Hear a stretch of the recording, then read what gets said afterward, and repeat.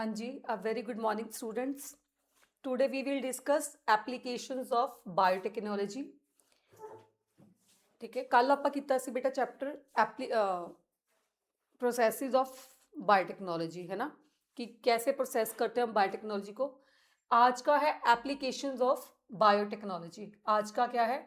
Applications of biotechnology. हाँ जी, कौन कौन सी होती हैं एप्लीकेशंस ऑफ बायोटेक्नोलॉजी? मतलब कल तो हमने किया था कि बायोटेक्नोलॉजी का जो प्रोसेस है वो करते कैसे हैं, है ना, वो करते कैसे हैं. बट आज हमने किया कि इसके आज हमने करने कि इसके यूजेस क्या हैं. What are the uses of biotechnology? सबसे पहले अगर हम बात करें बच्चा, तो सबसे पहले जेनेटिकली मॉडिफाइड ऑर्गेनिजम्स. सबसे पहले बात करें हम जेनेटिकली मॉडिफाइड ऑर्गेनिजम्स. सबसे पहले हम बात करें क्या होता है जेनेटिकली मॉडिफाइड ऑर्गेनिजम्स. क्या होती है genetically modified organisms? Genetically modified organisms का मतलब है, मैंने आपको कल परसों भी बताया था कि फॉर एग्जांपल हमने हमारे पास कोई ऐसा ही शीप है या हमारे पास ऐसी काऊ है जो अच्छी मिल्क नहीं दे रही या अच्छी वूल नहीं दे रही, और एक एक टाइम पे दूसरी जो है शीप है वो अच्छी दे रही है, अच्छी वूल दे रही है, अच्छा दूध दे रही है, तो उसकी जीन्स हम अपने वाली जीन्स में डाल देंगे तो वो क्या बन जाएगा? Genetically modified organism. वो किसके लिए होता है? वो ह्यूमन वेलफेयर के लिए होता है. किसके लिए होता है बेटा? वो ह्यूमन वेलफेयर के लिए होता है. पता लग गया? जेनेटिकली मॉडिफाइड ऑर्गेनिजम्स जिसमें हम जीन्स को ऑल्टर करके डालते हैं.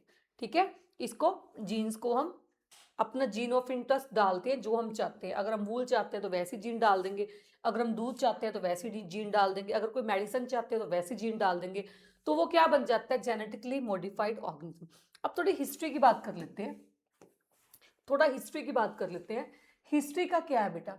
हिस्ट्री का क्या है? सबसे पहले यूज करते थे ऑर्गेनिक फार्मिंग. सबसे पहले बहुत साल पहले क्या यूज करते थे हम? Organic farming. ऑर्गेनिक फार्मिंग में क्या था? कोई केमिकल नहीं यूज करते थे, कोई इंसेक्टिसाइड्स नहीं यूज करते थे, कोई पेस्टिसाइड्स नहीं यूज करते थे. मतलब कुछ ही नहीं करते थे, बहुत अच्छी वाली फार्मिंग करते थे हम, जिसे क्या बोलते हैं? ऑर्गेनिक फार्मिंग, है ना. बट उसके बाद इन 1947 में क्या हुआ बच्चों? पॉपुलेशन बहुत ज्यादा इंक्रीज होगी. पॉपुलेशन क्या हो गया? बहुत ज्यादा हो गई. तो इंडिया वालों के पास क्या हो गया बेटा? इंडिया वालों के पास कमी होगी. किसकी कमी होगी? रिसोर्सिस की. किसकी कमी होगी बेटा? रिसोर्सिस की. क्यों होगी? क्यों हो गया? Due to increase in population. Due to increase in population. Due to increase in population. Population बहुत ज्यादा बढ़ने के कारण हमारे पास क्या हो गया? रिसोर्सिस की क्या होगी? कमी होगी. ठीक है. उसके बाद क्या हुआ बेटा? Indian father of green revolution कौन है? M S Swaminathan. कौन है बेटा? M S Swaminathan. कौन है जी? Indian father of green revolution. ठीक है. वर्ड्स फादर कौन है बेटा? Norman E Borlaug. Norman E Borlaug. कौन है बेटा? Norman E Borlaug. ये इंपॉर्टेंट है बेटा, ये इंपॉर्टेंट है, ये ध्यान रखना. ये इंपॉर्टेंट है, ये ध्यान रखना. सॉरी बच्चा. एम एस स्वामीनाथन बेटा आप याद रखना, Indian father of green revolution, M S Swaminathan. तो क्या हुआ बच्चा? इन देन उसके बाद सबसे पहले हमने क्या किया? दोबारा फिर बोलते हैं. सबसे पहले हमने क्या किया था? ऑर्गेनिक फार्मिंग हुई. ऑर्गेनिक फार्मिंग में कोई केमिकल नहीं यूज करते थे. उसके बाद इन 1947 में क्या हुआ बच्चों? बहुत ज्यादा पॉपुलेशन बढ़ने के कारण India suffering from the scarcity of the resources. मतलब बहुत ज्यादा कम रिसोर्सेज हो गए थे. देन इन 1960 1917 में क्या हुआ? वो क्या करने लगे बेटा? अब सुनो मेरी बात ध्यान से. He said use high yielding variety of seed. Norman E बोला क्या बोले? वो कहते हैं आप अच्छी जील्ड देने वाले सीड्स को यूज करो. They use chemicals. वो केमिकल्स यूज करने लगे, insecticides, pesticides to increase the yield, ताकि ईल्ड हमें अच्छी मिल सके. केमिकल्स ज्यादा यूज करने लगे, पेस्टिसाइड्स ज्यादा यूज करने लगे. क्यों यूज करने लगे? क्योंकि पॉपुलेशन के कारण रिसोर्सिस की कमी आ रही थी. तो बेटर इरिगेशन प्रैक्टिसेस करने लगे. By using these methods after green revolution food supply was tripled. क्या हो गया बेटा? जब हमने insecticides, pesticides with the help of better irrigation practices, अच्छी वैरायटी के सीड्स यूज करने लगे, तो हमारे पास फूड सप्लाई क्या होगी बच्चों? ट्रिपल होगी. क्या होगी बच्चा? हमारे पास फूड सप्लाई क्या होगी बेटा जी? ट्रिपल हो गई. ठीक है, इतनी बात समझ आ गई. अब इसकी ड्रॉबैक्स क्या हुई? ठीक है, इतनी तो मेरे को बात समझ आ गई मैम कि हमने नॉर्मन ई बुलक ने बोला कि बेटर इरिगेशन प्रैक्टिसेस करो, पेस्टिसाइड्स का यूज करो, केमिकल्स का यूज करो, अच्छी वैरायटी वाली सीड्स यूज करो, वो तो हमने कर लिया। फूड जो हमारी फूड था वो ट्रिपल होगी क्वांटिटी उसकी।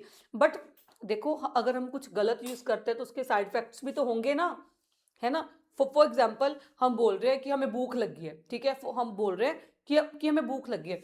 हम सोचते हैं क्या यार घर पे बनाएंगे, क्या मतलब आटा गूंदेंगे, फिर रोटी बनाऊंगी, सब्जी बनाऊंगी, छोड़ यार मैं जोमेटो कर लेती हूँ। कब करते हैं जोमेटो, बर्गर पिज्जा डोसा सब कुछ आ जाता है, मिनट में आ जाता है ना।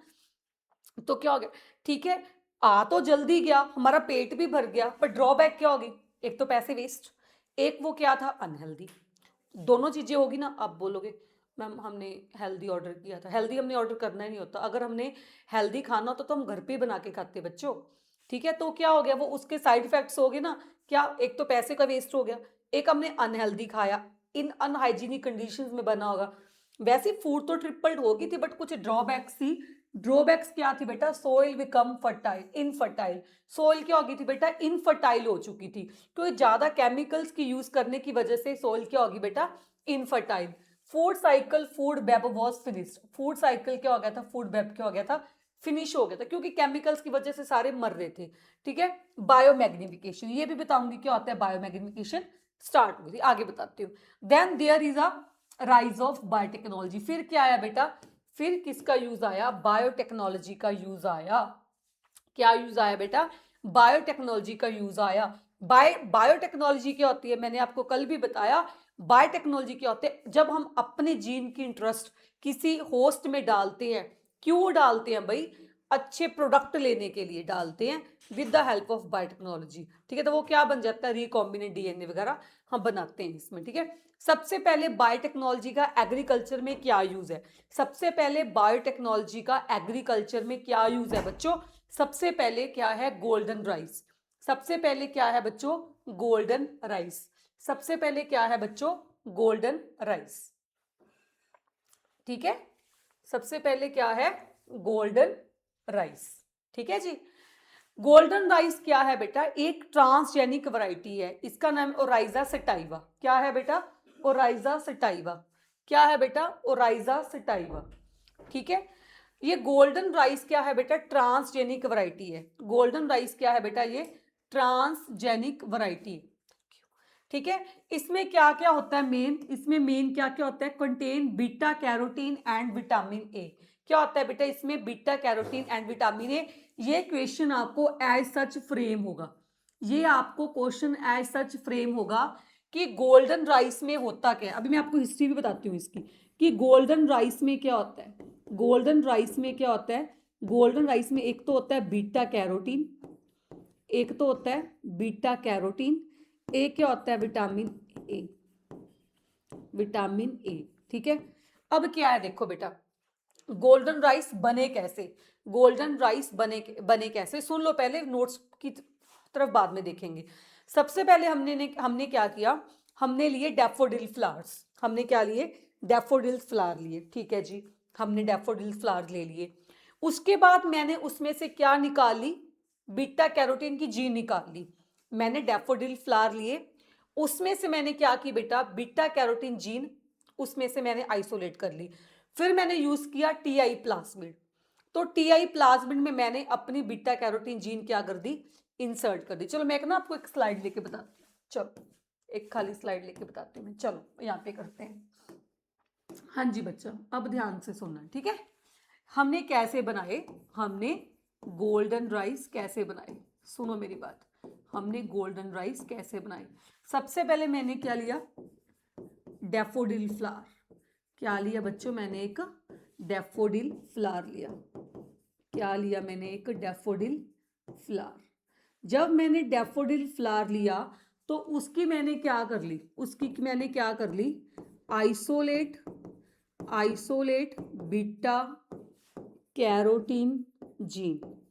मैंने क्या किया बेटा, आइसोलेट बीटा कैरोटीन जीन, किसकी ली, डैफोडिल फ्लावर की। उसके बाद मैंने इंसर्ट कर दी, insert in, insert in T I plasmid.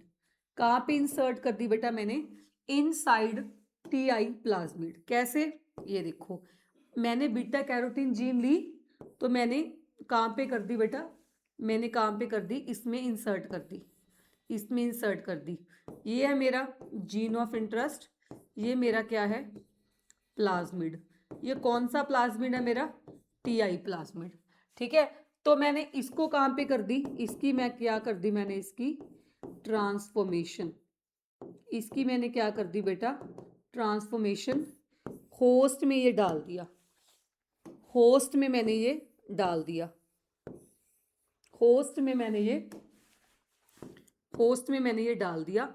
तो हमारे पास किसकी वैरायटी आ गई बेटा, हमारे पास वैरायटी आ गई बेटा गोल्डन राइस की। हमारे पास किसकी वैरायटी आ गई, गोल्डन राइस की। अभी मैं आपको ये बताती हूँ कि इसमें से क्वेश्चन कैसे फ्रेम हो सकते हैं, इसमें से क्वेश्चन कैसे फ्रेम होते हैं। सुनो मेरी बात, इसमें से क्वेश्चन फ्रेम पता कैसे होंगे, इसमें से सबसे पहले वो पूछेगा कि गोल्डन राइस में होता क्या है। सबसे पहले वो आपको पूछेगा कि गोल्डन राइस में होता क्या है। गोल्डन राइस में होता है बेटा beta carotene and vitamin A. सबसे पहले क्या होएगा, बीटा गोल्डन राइस में क्या होएगा, beta carotene and vitamin A. मैंने सभी आपको ये सारा समझा दिया है। टेक डैफोडिल फ्लावर, उसमें से हमने बीटा कैरोटीन जीन ली, यूज किया टीआई प्लाज्मिड, उसमें हमने क्या कर दिया, इसे इंसर्ट कर दी।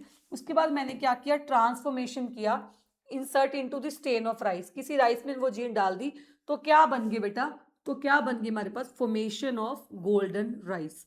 फॉर्मेशन ऑफ गोल्डन राइस वो किसको ट्रीट करता है बेटा, नाइट ब्लाइंडनेस को।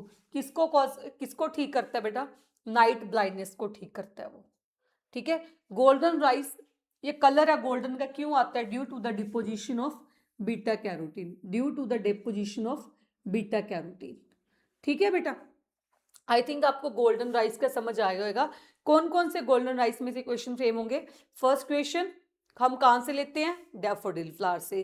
किसको ट्रीट करता है, नाइट ब्लाइंडनेस को। क्या होता है इसमें, बीटा कैरोटीन, विटामिन ए। और क्या क्वेश्चन बनेगा इसमें, कौन सा प्लाज्मिड यूज किया है, टीआई प्लाज्मिड। बस इससे ज्यादा क्वेश्चन इस यहां से नहीं आएंगे। ठीक है, चलो अब हमारे पास है बेटा जी फ्लेवर 7, ट्रांसजेनिक टोमेटो। ये क्या है बेटा, ट्रांसजेनिक टोमेटो। देखो आपको पता है, आपको पता है, ये सब बच्चे बच्चे को पता है। सबसे पहले जीन है, डीएनए है, उसके बाद क्या बनेगा, एमआरएनए, उसके बाद क्या बनेगा, प्रोटीन। प्रोटीन कौन से एंजाइम फॉर्म करेगी बेटा, पॉलीग्लैक्टोयूरोनेज।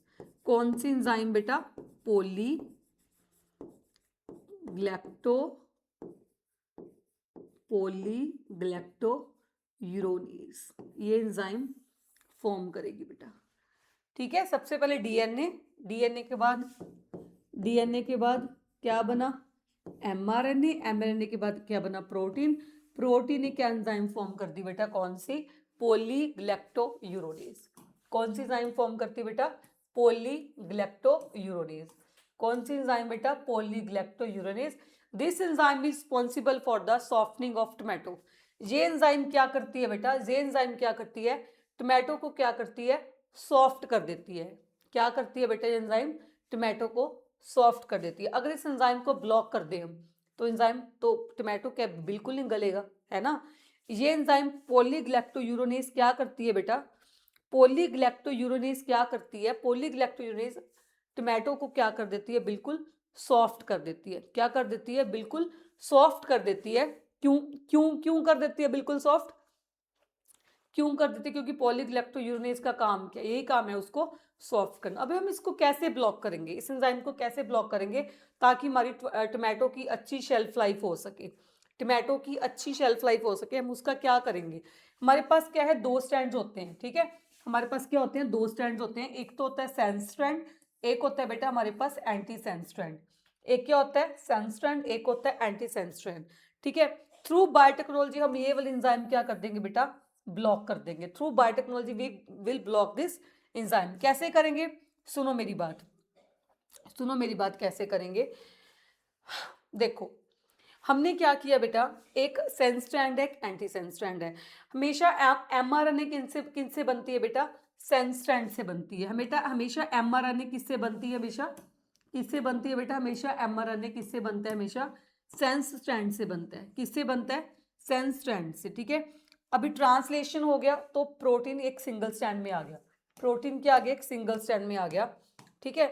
बट हम थ्रू बायोटेक्नोलॉजी के क्या करेंगे, थ्रू हम बायोटेक्नोलॉजी से क्या करेंगे, हम क्या करेंगे बेटा, दोनों स्टैंड से आरएनए बना लेंगे, दोनों स्टैंड से क्या बना लेंगे, सेंस स्टैंड से भी आरएनए बना लेंगे मतलब एमआरएनए बना लेंगे, और एंटी सेंस स्टैंड से भी मतलब एमआरएनए बना लेंगे।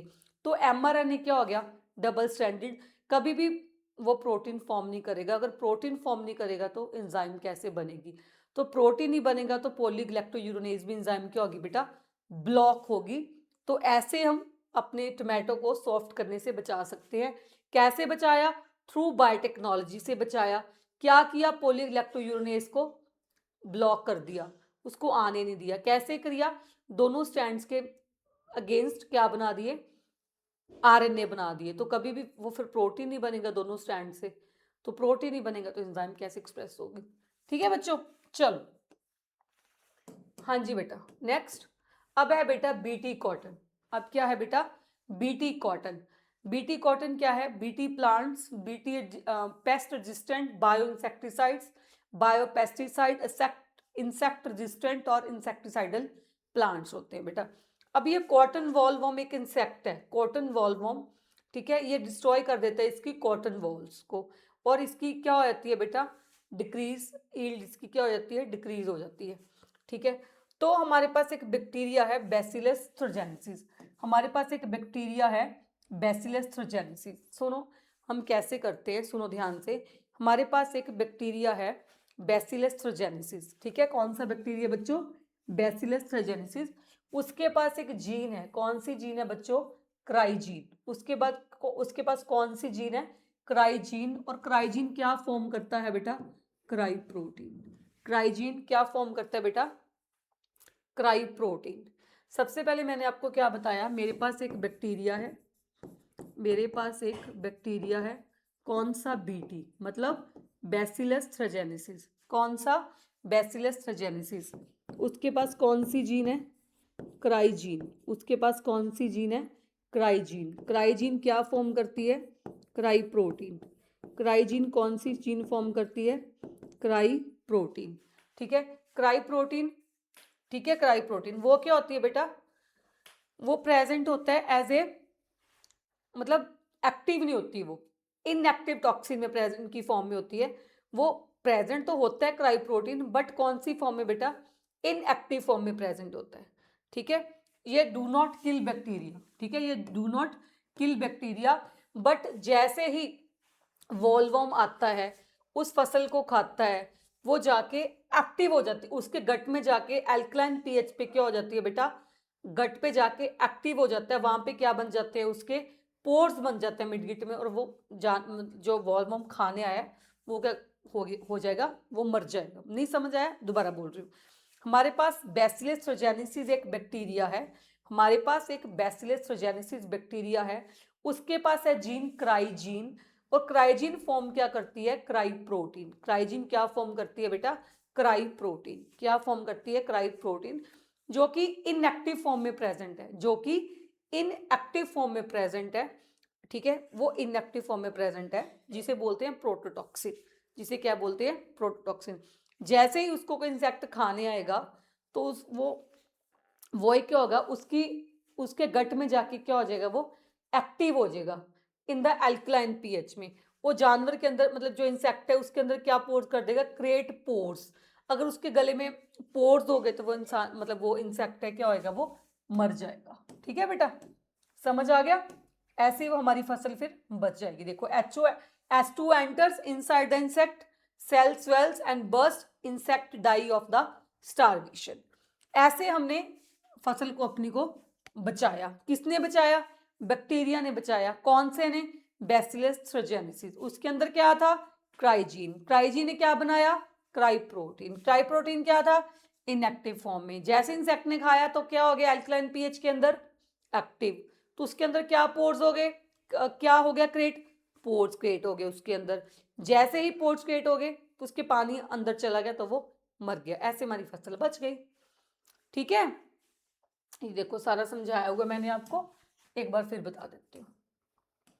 ये देखो, isolate cry gene from the bacillus thuringiensis bacteria by using Ti plasmid agrobacterium tumefaciens. Cotton plant के अंदर मैंने डाला उसको, तो बीटी कॉटन ऐसे हमारी बन गई। ठीक है, choice of gene depends upon the target paste and crop.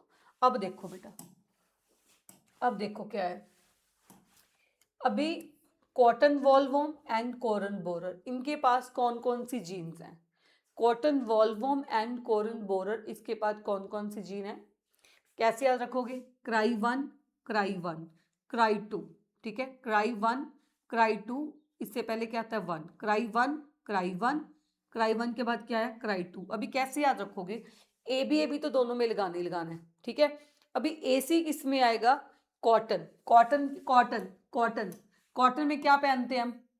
Cotton में क्या डालते हैं? एसी, मतलब कॉटन में, कॉटन जब डालते हैं तब क्या होती है? गर्मी। तो गर्मी में क्या यूज करते हैं हम? एसी। तो जहां पे कॉटन आएगा वहां पे हमने क्या लगाना है बेटा? एसी। ठीक है, cry one, cry one, cry two A B, तो क्राई वन क्या हो गया? एसी। ठीक है बेटा, कॉटन वॉल्वम, कोट कॉर्न बोरर, तो कॉटन वॉल्वम में क्या हुआ बच्चों? Cry one A C, cry two A B. A C कहाँ पे रखना है? यहाँ पे कॉटन होएगा बेटा, यहाँ पे क्या होएगा बेटा? कॉटन होएगा। ठीक है, चल नेक्स्ट।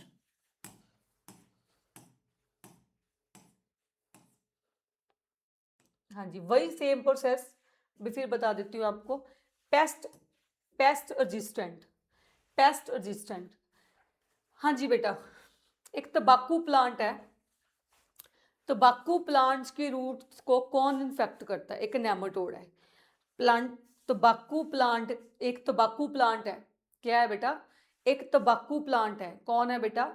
एक तंबाकू प्लांट है, एक तंबाकू प्लांट है, उसकी रूट्स को कौन इफेक्ट करता है? कौन इफेक्ट करता है बेटा? कौन इफेक्ट करता है? नेमोटेड मेलोडिना इकोग्नीशिया। ठीक है, ये वाला, ये क्या है? एक, ये क्या है? एक नेमाटोड है। ये क्या है? नेमाटोड। एस्कियल मिंथीस से ये बिलोंग करता है, राउंड वॉर्म्स। ठीक है, ये क्या करता है? तंबाकू की रूट्स को ना, तंबाकू के प्लांट की रूट्स को बिल्कुल खत्म कर देता है, बिल्कुल खत्म कर देता है। तो हमने उसको बचाना है, हम उसको कैसे बचाएं? और ये डिजीज कॉज कर देता है कौन सी? Root note disease. कौन सी डिजीज कर देता है बेटा? रूट नोट डिजीज इन तंबाकू। कौन करता है? मेलोडिगाइनी इकोग्नेशिया, नेमोटेड मेलोडिगाइनी इकोग्नेशिया। ये क्या करता है? रूट को खराब कर देता है, डिजीज कॉज कर देता है, रूट नोट डिजीज इन तंबाकू, और तंबाकू की यील्ड को कम कर देता है। तो वही सेम प्रोसेस हम क्या करेंगे? दो स्ट्रैंड होते हैं, sense strand and anti sense strand. ठीक है, तो एमआरएनए किससे बना? सेंस स्ट्रैंड से।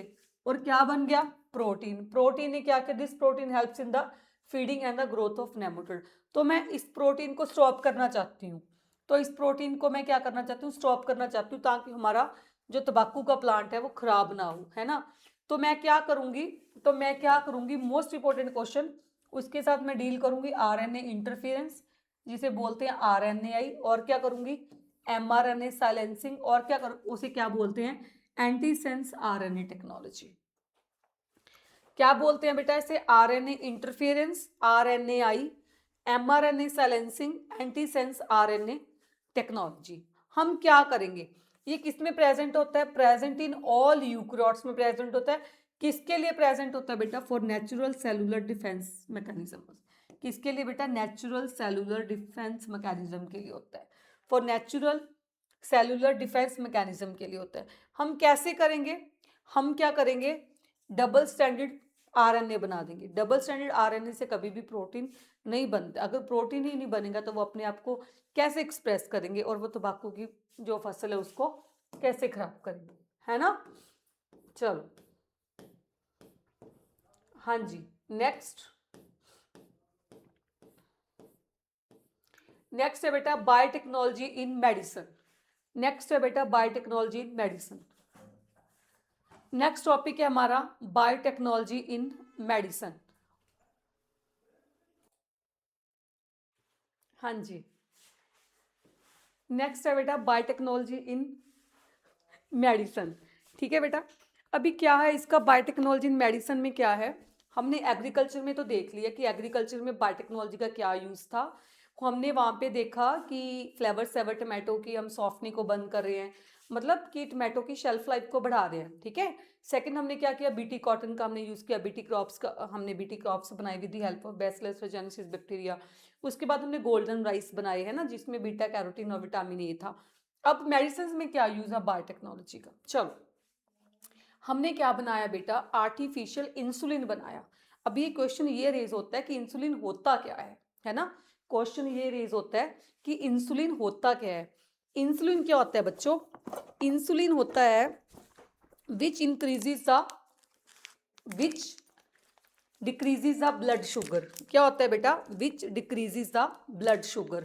जो हमारी ब्लड शुगर है ना उसको क्या करता है बेटा, वो लो करता है। वो ब्लड शुगर है उसको क्या करता है, वो लो करता है, ठीक है। इंसुलिन का क्या काम है बेटा, ब्लड शुगर को लो करना, ठीक है। क्या काम है बेटा, ब्लड शुगर को लो करना, ठीक है। हाँ जी, ब्लड शुगर को लो करना, ठीक है। अभी हमने इंसुलिन बनाना है तो कैसे, पहले बीमारी थी डायबिटीज मिलेटिस, बहुत सारे लोगों को ये बीमारी होती थी डायबिटीज मिलेटिस।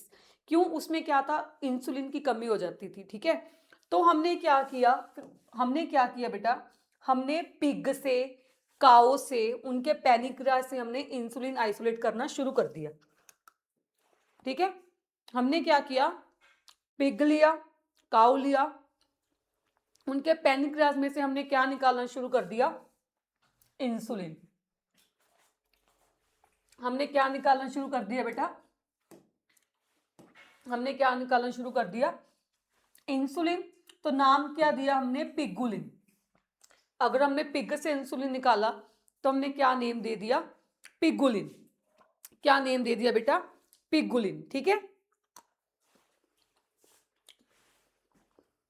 क्या था, पिग ले ली हमने, काऊ ली, उनके पैनिक्रियास से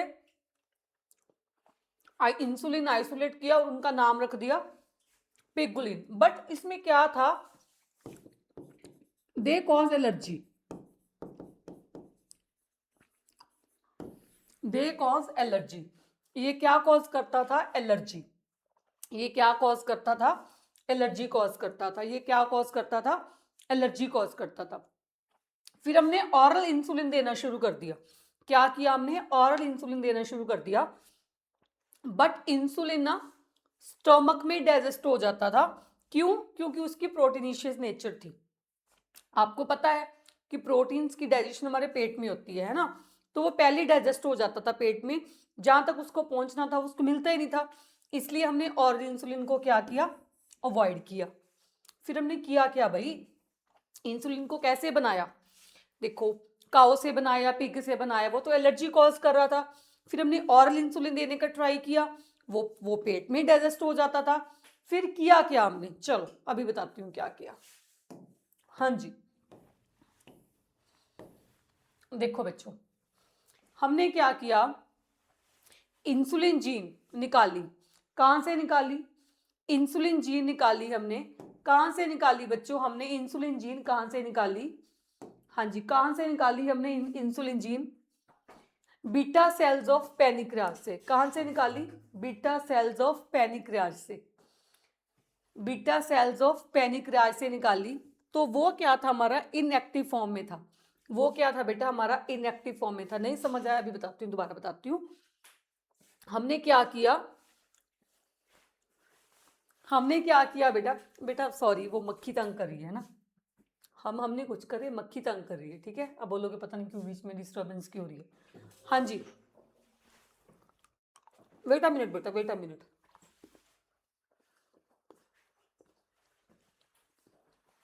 हाँ जी, हमने क्या किया, फिर मक्खी आ गई।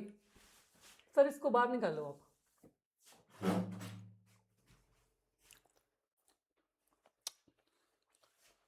हाँ जी बच्चा, हमने क्या किया, इंसुलिन जी निकाली। कहां से निकाली, हमसे, ह्यूमन से, ठीक है। कहां से निकाली, पैनिक्रियास से। पैनिक्रियास में कौन से सेल्स, बीटा सेल्स, ठीक है। तो वहां पे जो इंसुलिन हमने निकाला वो क्या था बेटा, प्रो इंसुलिन, मतलब इनएक्टिव था। उसको हमने क्या करना था, एक्टिव करना था। क्या करना था हमने उसको? एक्टिव करना था। अभी मेरी बात ध्यान से सुनो बच्चों, अभी मेरी बात ध्यान से सुनो। देखो इधर आते हो। देखो बच्चों, एक होता है मिच्योर इंसुलिन, ठीक है, उसमें होती हैं 3 चेन्स, ए चेन, बी चेन, सी चेन, ठीक है। जब हमने इनएक्टिव से एक्टिव बनाना होता है, जब हमने इनएक्टिव से एक्टिव बनाना होता है, तो हम क्या करते हैं, रिमूवल ऑफ सी चेन। तो हम क्या करते हैं, रिमूवल ऑफ सी चेन करते हैं। तो कौन सी बची हमारे पास? ए चेन एंड बी चेन। कौन सी बची हमारे पास? ए चेन एंड बी चेन।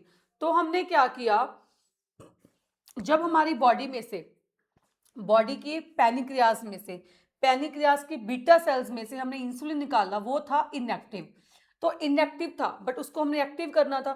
जब इनएक्टिव करने के लिए हमें 3 चेन्स होती हैं इंसुलिन की, ए बी सी। तो उसके लिए हमने क्या करना होता है, सी चेन को क्या करना होता है, रिमूव करना होता है, ठीक है। तो वो उससे क्या बन जाता है बेटा, मिच्योर इंसुलिन। और इसमें कौन से बॉन्ड्स होते हैं बेटा?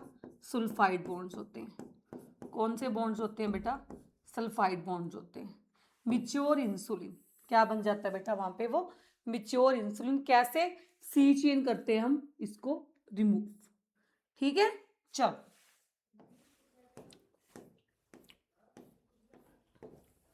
Biggest challenge in producing GE insulin in mature form, मतलब बहुत बड़ा चैलेंज था कि मिच्योर फॉर्म में कैसे बनाए, है ना। तो कौन सी कंपनी ने किया बेटा? इली लिली कंपनी ने। कौन सी? इली लिली कंपनी ने। 1983 की अमेरिकन कंपनी है बेटा इली लिली कंपनी। कौन सी कंपनी है बेटा? इली लिली कंपनी, अमेरिकन कंपनी है। इसने क्या किया, ए चेन निकाला, बी चेन निकाला, वेक्टर में डाला, उसके बाद होस्ट में डाल दिया। उसके बाद कहां पे डाल दिया बेटा? होस्ट में। इधर भी इकोलाई था, होस्ट। होस्ट कौन था? इकोलाई। तो दोनों को क्या कर दिया, ज्वाइन कर दिया। ज्वाइन करने के बाद आपस में किसके साथ जोड़ा? डिसल्फाइड बॉन्ड के साथ जोड़ा। आपस में किसके साथ जोड़ा? डिसल्फाइड बॉन्ड के लिए जोड़ा। तो हमारा क्या बन गया बेटा? मिच्योर इंसुलिन, जेनेटिकली इंजीनियर्ड हमारे पास क्या बन गया बेटा? इंसुलिन बन गया। समझ आई बच्चों? समझ आई? ठीक है बच्चों, हमारे पास क्या बन गया बेटा?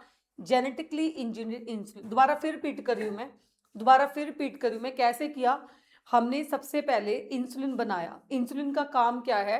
ब्लड ग्लूकोज को लो करना। क्या काम है बेटा? ब्लड ग्लूकोज को लो करना। तो हमने क्या किया, काऊ के पैनिक्रियाज से, पिग के पैनिक्रियाज से इंसुलिन बनाया। तो उसका क्या नाम रखा? पिगुलिन। क्या नाम रखा बेटा? पिगुलिन। तो वो क्या कॉज करने लग गया? एलर्जी कॉज करने लग गया। फिर साइंटिस्ट लोगों ने सोचा कि चलो ऑरल दे देते हैं, बट ऑरल वाला भी मसला सेट नहीं आया। क्यों? क्योंकि वो प्रोटीन में भी क्योंकि वो प्रोटीन था, वो पेट में डाइजेस्ट हो जाता था। फिर दोबारा प्रॉब्लम में फंसे भी, करें तो क्या करें। फिर हमने क्या किया, मैमल्स में से, ह्यूमंस में से इंसुलिन की जी निकाली, ठीक है। कहाँ से निकाली? पैनिक्रियाज में से। कौन से सेल्स में से? बीटा सेल्स में से। बट वो जो हमने निकाला वो क्या था? Inactive form. तब इसको एक्टिव कैसे करें? तो हमने देखा कि 3 चेन्स होती हैं इंसुलिन में, ए चेन, बी चेन, सी चेन। तो जब हमने देखा सी चेन को रिमूव करके देखा, वो कौन सी चेन बन गई? एक्टिव। मतलब सी चेन को रिमूव करके ए एंड बी चेन रहेगी, तो वो कौन क्या बन गया? मिच्योर फॉर्म बन गई। ये किसने किया था? इली लिली कंपनी ने किया था। इन 1983 अमेरिकन कंपनी है इली लिली कंपनी ने। ये फर्स्ट जेनेटिकली हार्मोन था।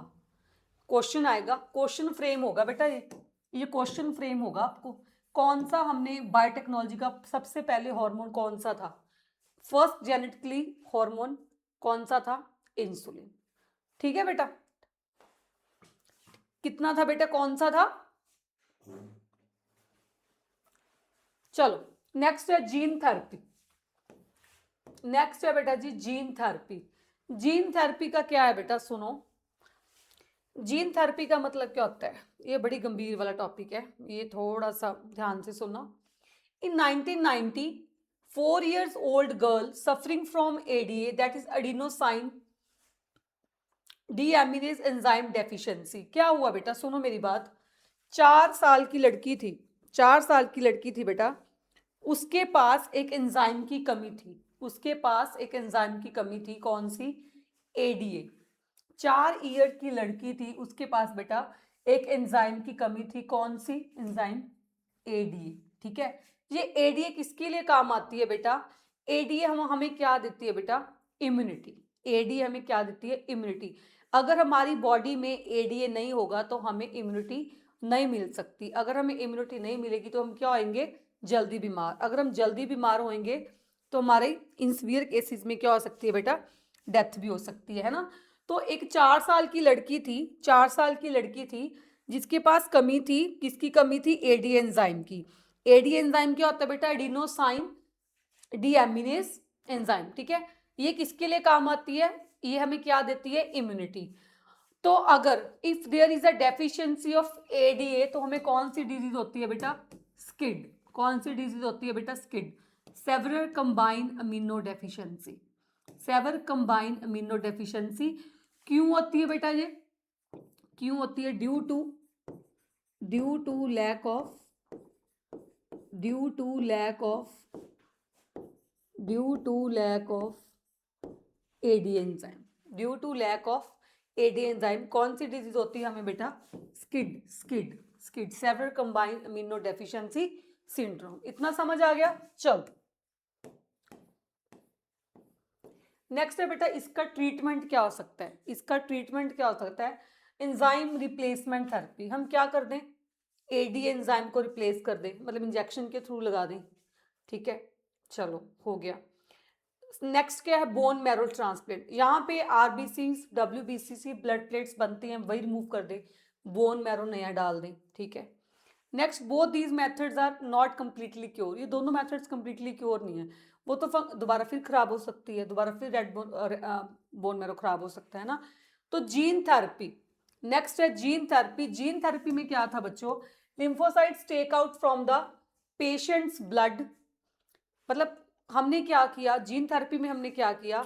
जिस बंदे को प्रॉब्लम थी, स्किड की प्रॉब्लम थी, जिसकी एडीए एंजाइम खराब थी या जिसके पास डेफिशिएंसी थी, हमने क्या किया? उसके लिम्फोसाइट्स बाहर निकाल लिए। हमने क्या किया? उसके लिम्फोसाइट्स बाहर निकाल लिए। वो लिम्फोसाइट्स हमने क्या किया? आउटसाइड बॉडी को कल्चर किया। हमने आउटसाइड बॉडी उसको कल्चर किया। तो उसमें हमने क्या डाल दिया? इंट्रोड्यूस एडी, फंक्शनल एडीए डाल दिया। क्या डाल दिया बेटा? उसमें हमने क्या डाल दिया? Functional ADA. तो दोबारा फिर अभी वो क्या हो गए? जेनेटिकली इंजीनियर्ड हो गए। क्या हो गए बेटा? वो जेनेटिकली इंजीनियर्ड हो गए। तो जब ये जेनेटिकली इंजीनियर्ड लिम्फोसाइट्स हो गए, अब ये जेनेटिकली इंजीनियर्ड लिम्फोसाइट्स हो गए, तो हमने कहाँ पे डाल दिए दोबारा? Into patients body, into patient blood. तो हमने दोबारा पेशेंट के ब्लड में डाल दिए। तो ये क्या होता है बेटा? Gene therapy. दोबारा फिर बोल रही हूँ, जिसके पास सॉरी, जिसको प्रॉब्लम थी स्किड वाली, SCID स्किड वाली प्रॉब्लम थी, तो हमने क्या किया? उसके लिम्फोसाइट्स निकाले, लिम्फोसाइट्स को बाहर लैब में कल्चर किया, उसमें फंक्शनल एडीए डाल दिया। जब फंक्शनल एडीए डाल दिया तो वो क्या बन गए? जेनेटिकली इंजीनियर्ड बन गए। उसके बाद हमने दोबारा रिटर्न में फिर पेशेंट की बॉडी में डाल दी। This is called gene therapy. This is called gene therapy. Trick कैसे याद रखोगे बेटा? लार्जेस्टी लिम्फोसाइट्स होस्ट सेल थे, एडीए डिजायर जीन हमने डाली थी। कौन सा वेक्टर था? रेट्रोवायरस। ये किसके फंक्शन है? जीन थेरेपी के। तो जीन थेरेपी में हमने क्या किया था? लिम्फोसाइट्स होस्ट था, एडीए जीन डाली थी, वेक्टर कौन सा था बेटा? रेट्रोवायरस। ठीक है बेटा, चल नेक्स्ट।